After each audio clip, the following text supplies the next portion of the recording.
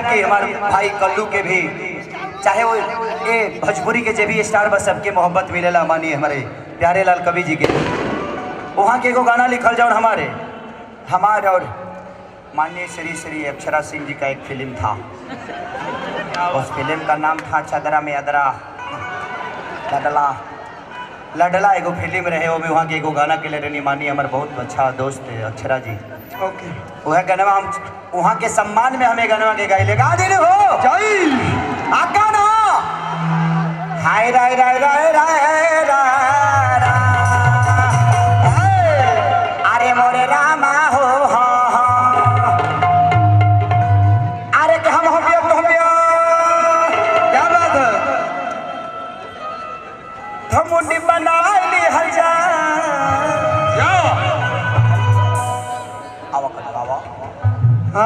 अरे हम तमुड़ बनाई हल जा अरे बनाई हल जा तो चला अरे कि चलो चादरा में हो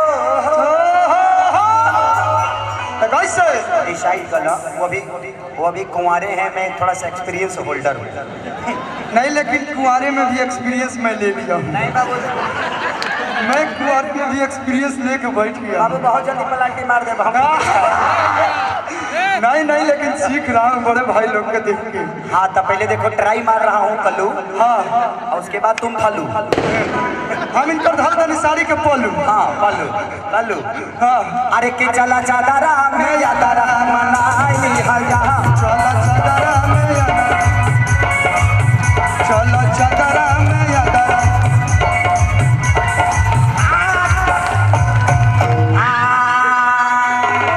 खेसारी भैया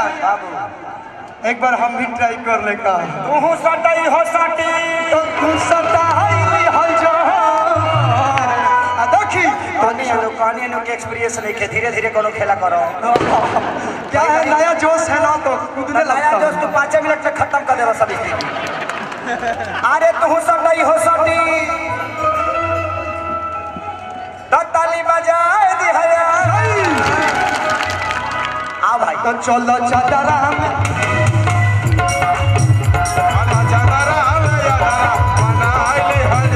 अरे मोहनी हे माई मोहनी भाई हो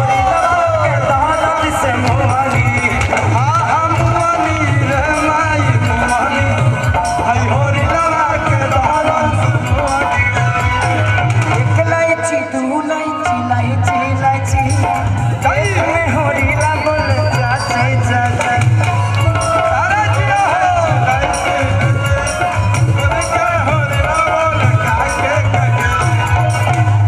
अरे बालक समझ के ये भैया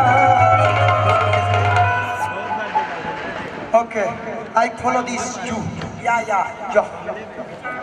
खींचो खींचो नीचे खींच लो बाबू सो हिलेबुन यस अरे अरे क्यों खींचे तू खींचो तो खिंचवाए ली हजा अरे हम ले हम तू ले हो अरे तो फायदा उठाए ले हजा चला चला में जाता चला चादरा में यादरा मनाई हजा चला चला में जाता मनाए ली हजा सट जवे तो करदा मचाई हजा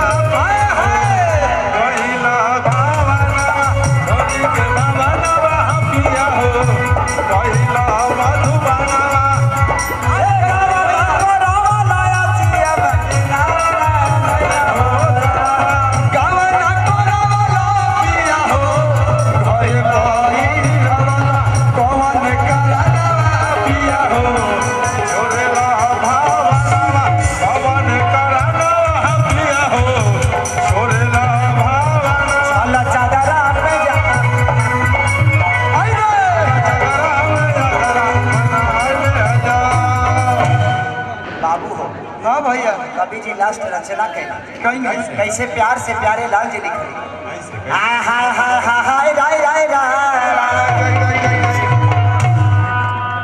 अरे की मुआनी ए मां की मुआनी ए होरी